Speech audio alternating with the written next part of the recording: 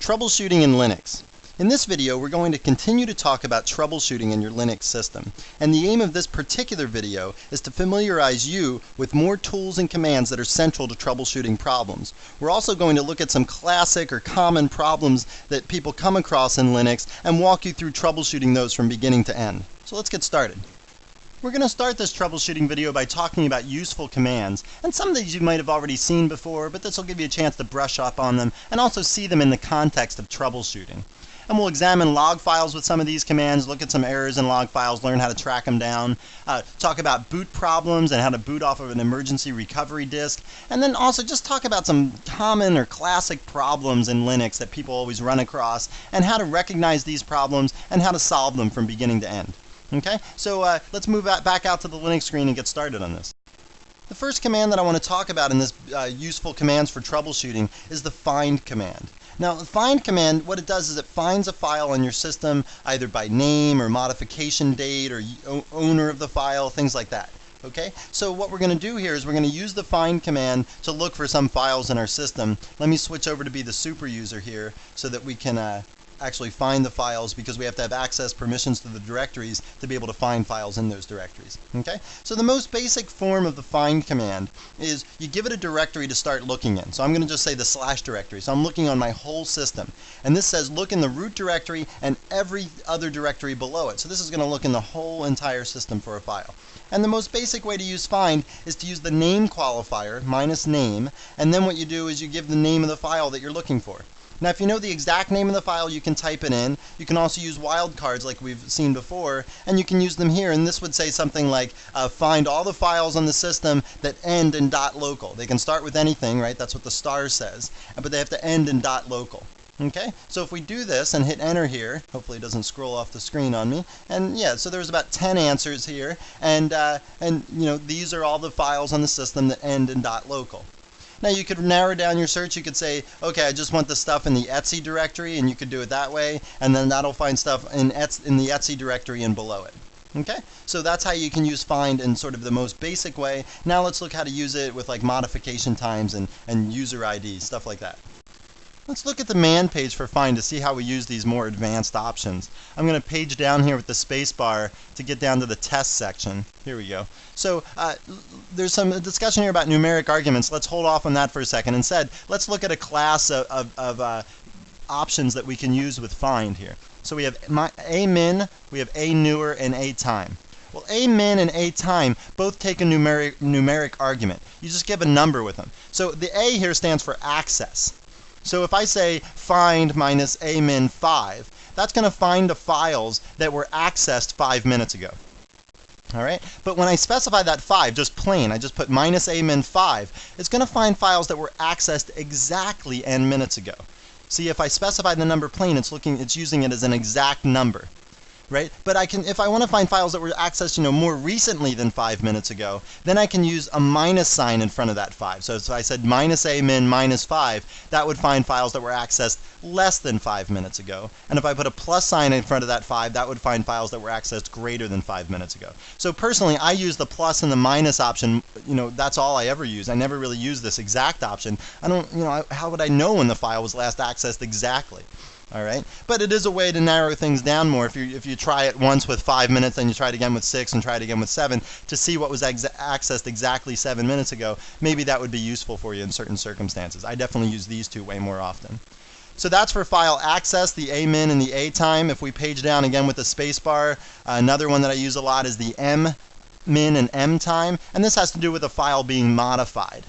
All right, and again, the same thing holds. The n option there, we can use a plus or a minus in front of it to represent greater than or less than that number that we specify. All right, so let's quit out of here and actually do a find command. I'm going to say, I'm in the home Perry directory here, so let me just do a find dot, which says start in the current working directory, home Perry, and look in all the directories below that. And I'm going to say minus M-min, and I'm going to say minus 10. See what was accessed in the last, or modified in the last 10 minutes. So I do that, and a bunch of stuff comes up here. Now, I swear to you that I have not modified any of these files, but the reason that they're all coming up as modified is some program is modifying them. All right, and you can notice they're all in the .gnome directory, which is, GNOME is my desktop environment, and the .gnome directory keeps a bunch of files for GNOME. Okay, so when GNOME needs to write something to keep track of what's going on in my desktop environment, it can write to some of these files here. If I open some window or something, some file in here gets written to keep track of that window. Okay, so all these files, even though I have not personally modified them, they all come up in the find command because they've been modified by some program. So keep this in mind. If you do this kind of a search like on the slash directory, you're going to find all sorts of modified files, because all the log files, the spool files for the printing and the mail and stuff like that, all those files are going to be modified by some program, and you're going to get pages and pages of data that come up when you do this kind of a search on the slash directory or the slash var directory or something like that. Okay, so just keep that in mind, that for those kind of searches, you want to pipe it through more or something so that you can see all the data so it doesn't scroll off the screen. Let me show you a couple more commands that are useful for troubleshooting, and these commands are really useful for doing things like going through log files. Okay, so let's go up to the var log directory and look at some log files there. And let me show you the first command, grep. And what grep does is it looks for a string of characters or like a word in a files that you specify. So let me show you how to use it. So if I say grep network in boot.log, right, and I hit enter here, then it'll print out every line in boot.log that has the word network on it. All right. Now the word, it could be networking or networked or iNetwork or whatever, and it would still print out. In this case, it's actually just the word network appears by itself on 3 different lines, and you can see that my network was brought up successfully the last time my system booted. All right. So the point of this is that if your network didn't come up, or if your network isn't working right now, you could come up to the log directory here and grep for network in the boot log and see if it was brought up successfully. And if it was, then you can narrow down the time frame when the network went down. Okay, and maybe that'll give you some clues as to why it's not working right now. All right. So and this just saves you from having to go through the boot.log file, line by line and reading every single line in the file. Now you can also use grep on like the whole directory. I could say grep network on star. Okay, and what this would do is it would look for network in every single file in this directory. All right, so let me hit enter here. Actually, let me pipe it through more first, because there's going to be a whole bunch of them, I'm sure. And I'll pipe it through more and hit enter here. And you can see over here on the left is the name of the file that it found the word network in, and then after the colon there is the actual output from that file, that actual line of output. And if I page down here, you can see it's in bootlog 1, bootlog 2, and so on. It's in messages 1, 2, 3, and it's also in this RPM packages. And if you look in there, it's like KDE network -2 whatever. Okay, and it's still matched because the word network is mixed in there somewhere. It's still in that order, NETWORK, even though it's mixed in with all this other stuff. All right, so there's how to use grep in like its most simplistic form. If you find yourself using grep all the time, and you want to make it, you want to even be more powerful with it, well, really that word network is really just an instance of this pattern or this regular expression. That's what the RE stands for in grep, regular expression. And this is like some computer science theory thing that you can build up these regular expressions to describe all sorts of patterns. I could make it so I can look for network in the file, but only if it's like the beginning of a line, or only if it's at the end of a line, or only if it has a space on each side of it, or something like that. And I can specify very complicated, very precise patterns so that I could get matches exactly what I want. I don't just get all these random matches that I have to sort through. I can match exactly what I want with this. And if you find yourself using grep all the time, take a couple days and learn about all these regular expressions and patterns that you can specify, and it'll just make grep that much more powerful and that much more useful to you. Now, another command that I want to show you is the tail command, and this is a really easy command. Basically, all tail does is prints out the end of files. So if I say something like, let me clear the screen first before I do this. If I say something like tail messages, okay, you'll see the last 10 lines of the messages file. And the reason that the tail command exists is just because when you're looking at log files, right, it's like the stuff that's at the end of the log file is the most recent stuff, and that's probably what you want to be looking at. You don't want to be looking at stuff that's happened way in the past. You want to look at the most recent stuff. And you can make tail print out more than the last 10 lines. If you want the last 20 lines, you can say tail minus N20. And then you can get 20 lines of output, the last 20 lines of some particular file. All right, and that's just a useful way of finding out what's going on recently in your log files. Let me show you one more thing that you can do with the tail command, and that's use the -F option. The tail -F option, -F just stands for follow. So this, what it does is it follows the progress of some log in real time. So if I do this to var log messages, you'll see a whole bunch of messages come out, 10 just like before. Except now, notice I don't have a command prompt here. And that's because if something new got written to that log, it would get written to my screen right here as soon as it got written to the log. Okay, let me show you how this works firsthand. I'm going to open up a new terminal here and just slide it off to the side. And what I'm going to do in this new terminal is just become the super user. Okay, that's a way that you get a log entry in there. So I'll do this and hit enter, but keep your eye back here on this screen, because when I hit enter, there's going to be a new entry in that log file. So I'll do that, and oh, and I actually typed the incorrect password, but still, you see authentication failure, log name Perry, who was trying to gain access to a super user. Okay, right there. Okay, so he was trying to become he was trying to switch user to be root, but there was an authentication failure. That showed up as soon as it happened in real time. As soon as I hit enter here, boom, it got written to varlog messages and it got displayed to the screen. So this is a nice way. The tail -F option is a nice way to just keep track of some log. You don't have to keep saying tail messages, tail messages, tail messages. You just do this once and you can watch when new errors come in. If you're trying to track something down that's happening right now, this is the way to do it. Okay, let me clear out of here and quit being the root user. And now we're back in the Perry account. And what I've gotten here now that I want to show you is this file called messages. That's just a piece of somebody's varlog messages log that I pulled off the internet. And the reason we're looking at this person's messages file instead of mine is because mine's not that interesting. Like all my hardware is working, knock on wood, and all that's working right now. I don't really have any really interesting error messages in my log files, and so I just pulled somebody else's off the internet to look at. Okay, I guess I just don't feel like sticking a screwdriver in my disk drive just to show you some interesting error messages. So what we got here is we got an error message. You see over here by the time 12:06:59, 12:07:59, 12:08:08, and so on. Okay, so this is this is the error log. It's happening very frequently. And what is it? What can we tell what it is? Well, it's pretty hard to tell, right? For an inexperienced user, you might have a hard time just figuring out what the heck is going on here. Well, one thing you can discern is like an ATA device is like an IDE device. So this is some kind of a disk drive, an IDE disk drive, and some write command is having a timeout. It's not succeeding, so they're resetting the devices. What's happening? Well, what's happening here is that some disk drive is failing, or some connector for the disk drive is failing. And if I saw this error message, the first thing I would do is mess with the cables and see if I can get the error to stop.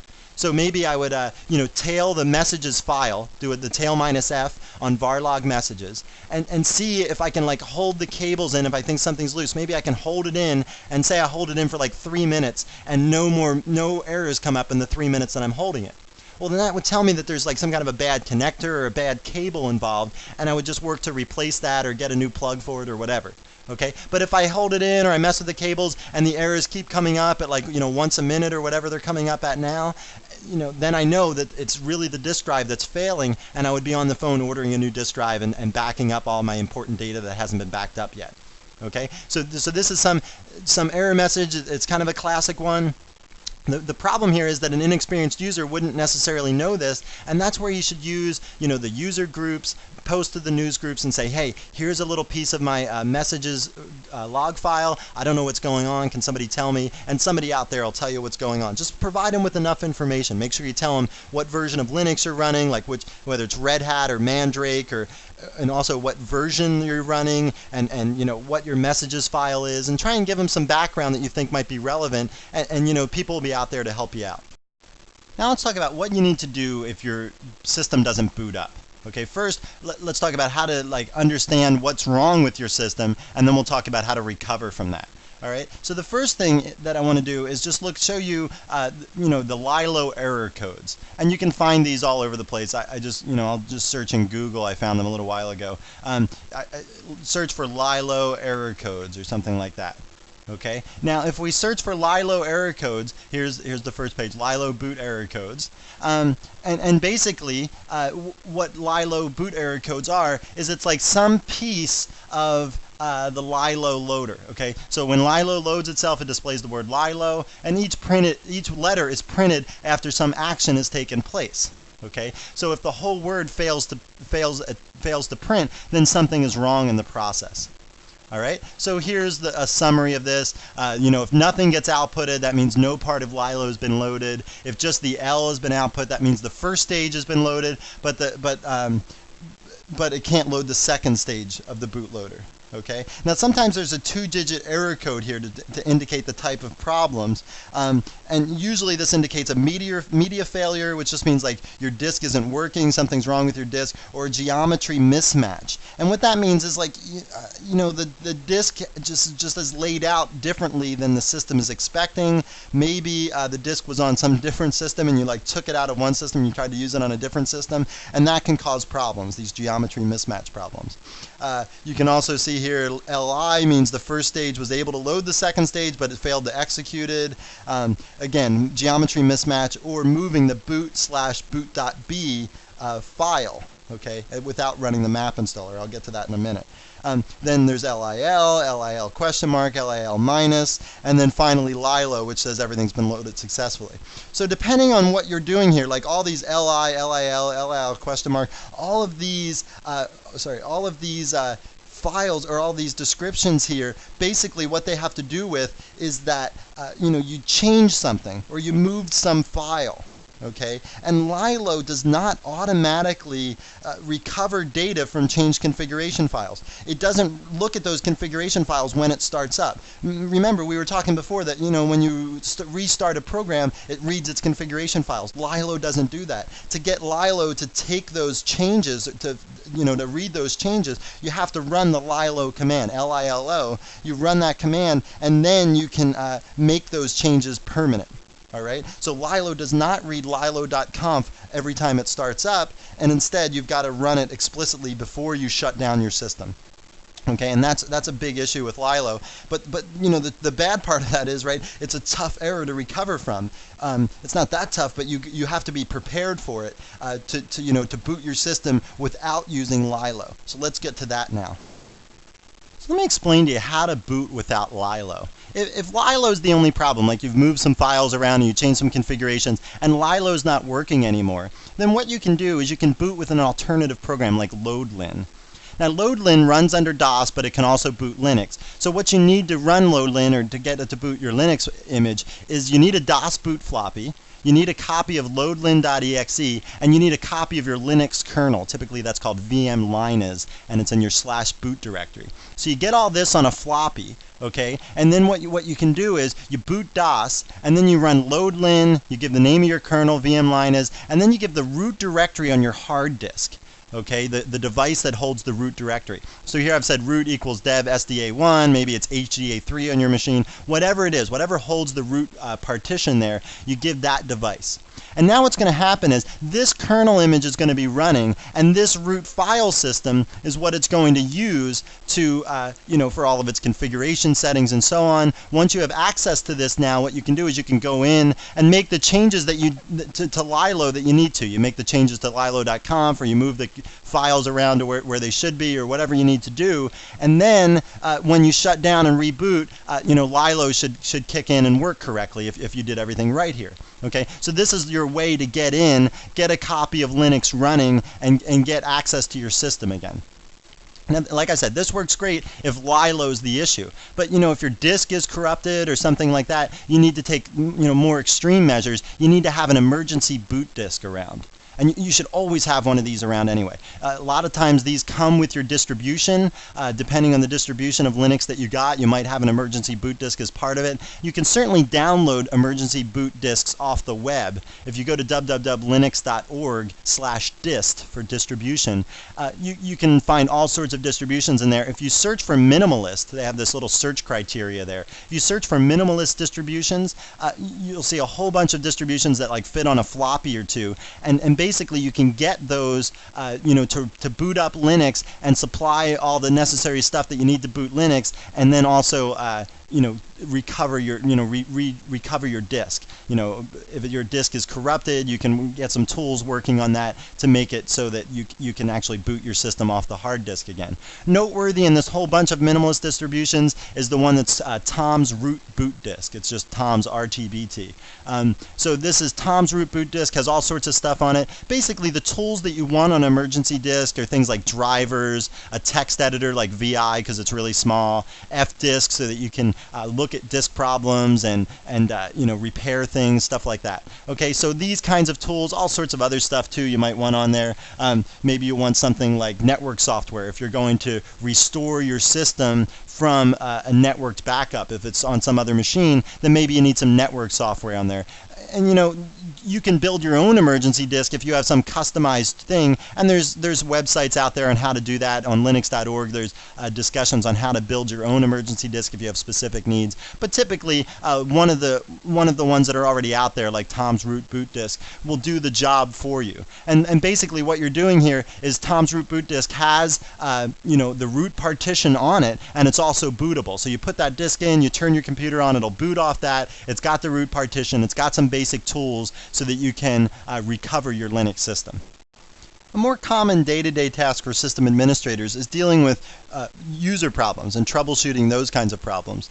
Now user problems are a little tricky because somebody might come to you and say, well, this is wrong, and you've got to evaluate whether that's really wrong for them or it's just their misunderstanding of how things work. And remember, one of the SU command, remember this stands for switch user. Even though we use it all the time to become the super user or the root user, SU really stands for switch user. And when we were back there adding user accounts, 10 videos ago or something, we used the SU command to switch into different users. So here, let me switch over to be the user Alice. So in this case, if I'm the root user, I can say SU Alice, and now I'll become Alice. And you can see I'm Alice at Nugget1 now. And if I CD to go to my home directory, you can see I'm in home Alice.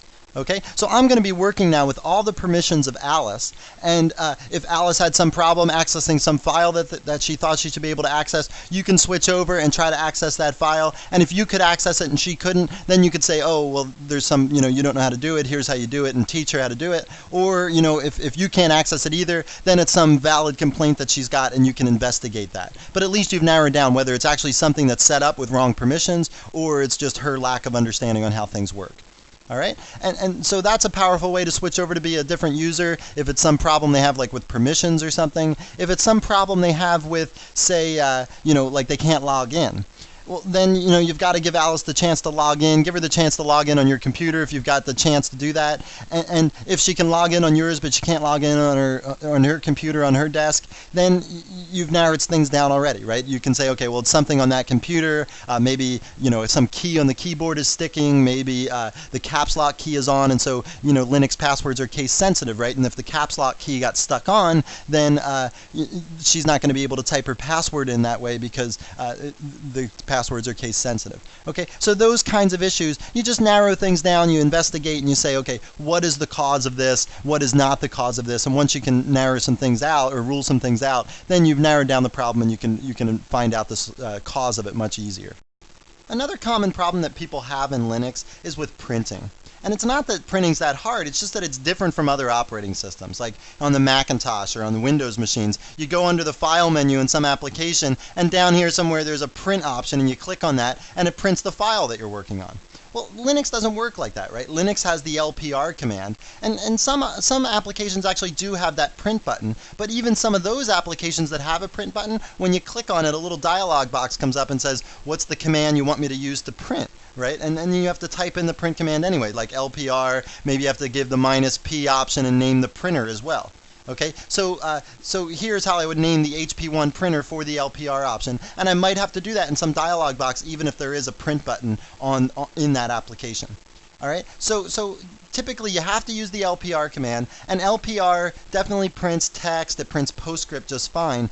What it doesn't necessarily print is things like PDF files, for instance, and in that case you have to do a conversion to PostScript before you can print them. Okay, so let me show you how to do this. If we go down into the hold directory here and do a listing, I've got this file called linuxobjectives.pdf. It's just CompTIA's objectives for the Linux Plus exam. All right, and what I'm going to do is I want to print this out to the screen, or print this out to the printer, but there is no PDF filter in my chain between in the print queue chain there.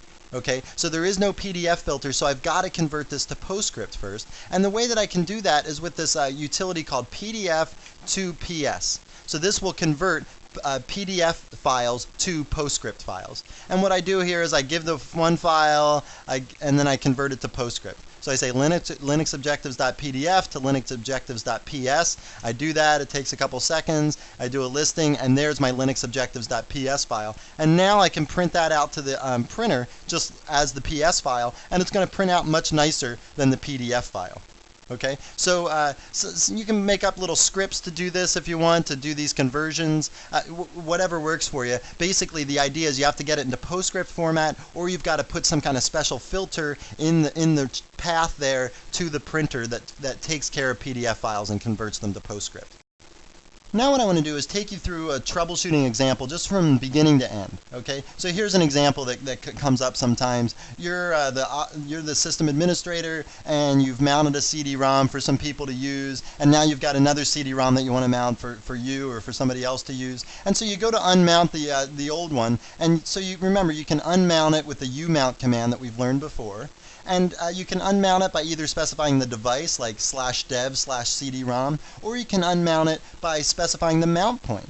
So here I'm going to say /mount/CD-ROM, that's the mount point of my device, and this is how I can unmount it. So I do that, and it says the device is busy. Okay, well, why is the device busy?